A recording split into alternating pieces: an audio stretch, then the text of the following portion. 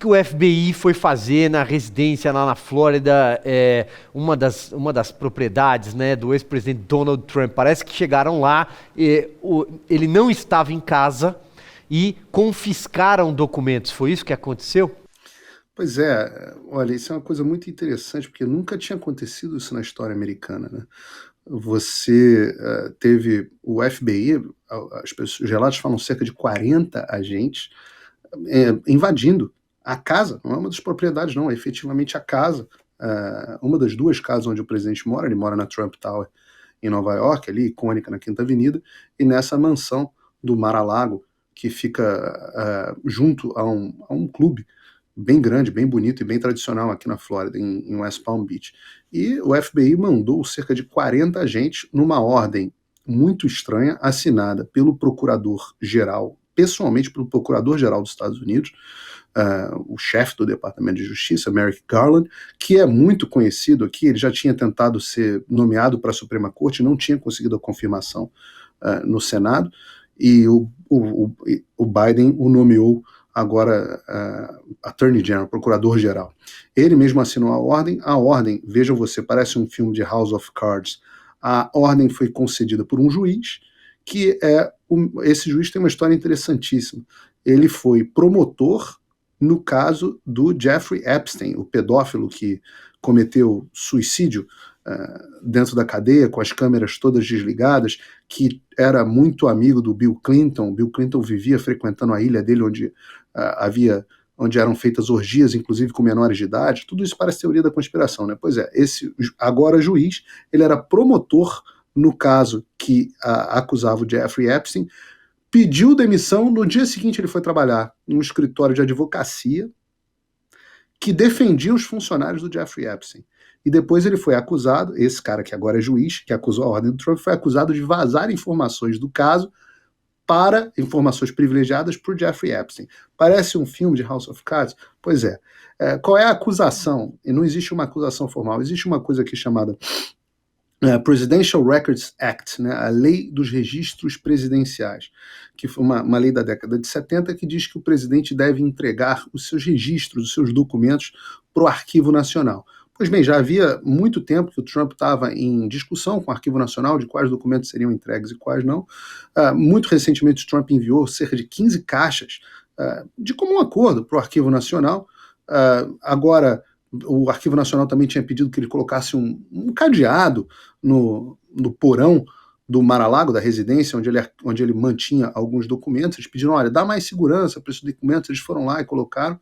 Só que agora o Washington Post deu a notícia, que ainda não foi confirmada, de que o Trump teria informações sobre o armamento nuclear dos Estados Unidos, que ele estaria retendo essas informações.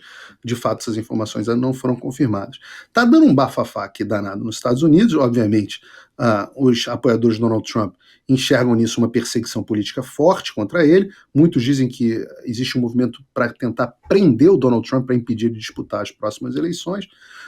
Por outro lado, você tem os democratas dizendo que não, que é um absurdo que o Trump tivesse esse tipo de documento. Eles ameaçaram tornar público o pedido, e o pedido desse mandado de busca e apreensão. E o Donald Trump imediatamente virou, torna público agora, eu quero que torne público agora, eu não tenho nada a temer. Então, esse é o estado das coisas aqui nos Estados Unidos, que parece sim um House of Cards, mas por trás disso está o fato de que em todas as pesquisas para 2024, o Trump aparece 5 pontos à frente do Joe Biden nas pesquisas. E lembrando que as pesquisas aqui, em geral, também são tão tendenciosas para a esquerda quanto o Datafolha aí no Brasil. O Biden ganhou, supostamente, com 4 pontos de vantagem.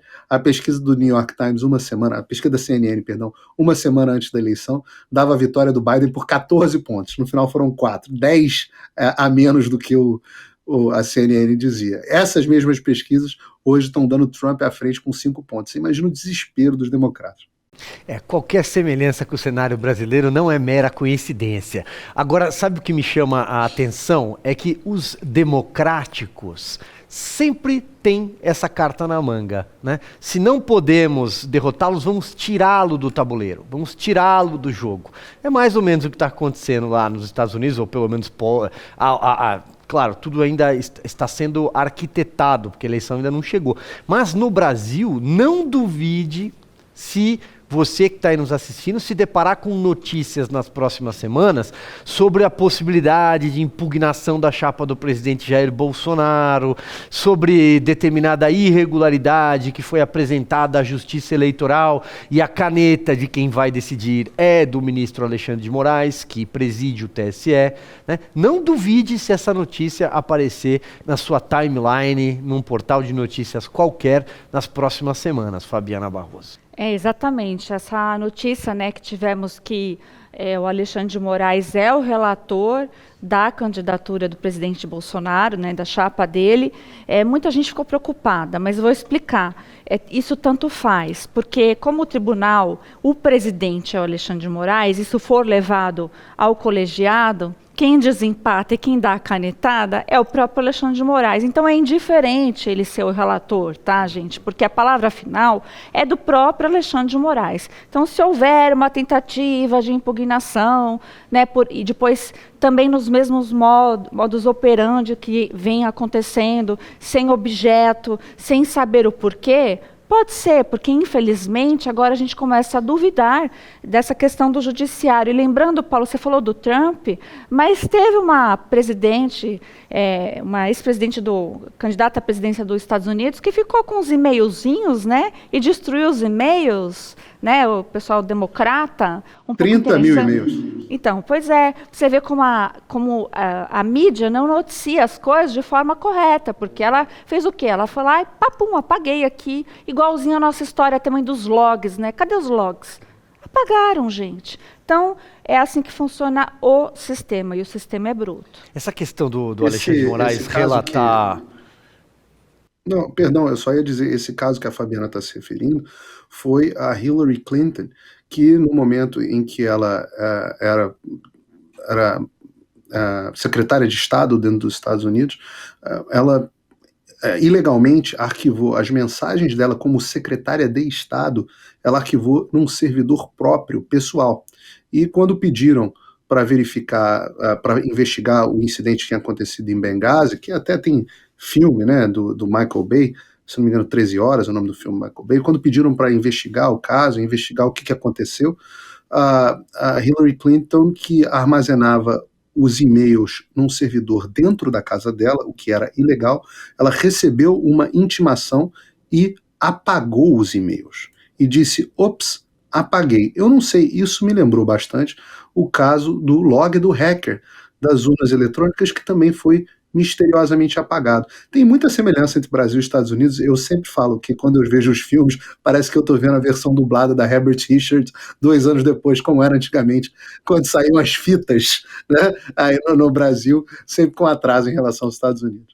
É verdade. E aí, passando então aqui para você, só aquilo que eu dizia que a Fabi mencionou, o fato do Alexandre de Moraes, enfim, ser ali o relator da chapa, o relator da candidatura. É claro, isso também é protocolado pela função que ele assume para presidir a Corte Superior Eleitoral. Mas a forma como isso é noticiado é que é aí que fica, porque eles dizem o seguinte, Alexandre de Moraes vai relatar a candidatura de Bolsonaro. Prepare-se, Bolsonaro. É mais ou menos isso que eles estão querendo dizer. Exatamente, muito boa lembrança da Fabi, do Paulo, desse caso da Hillary Clinton, e esse que é o problema, a instrumentalização de poderes de Estado contra determinado político. Então o FBI lá atrás fez uma operação na Ucrânia chamada NOBU, né, National Anti-Corruption Bureau, para tentar frear algum tipo de corrupção, e na verdade, na prática, eles acobertaram todo aquele hardware que encontraram numa loja, uma história estranhíssima, né, que incriminava o Biden.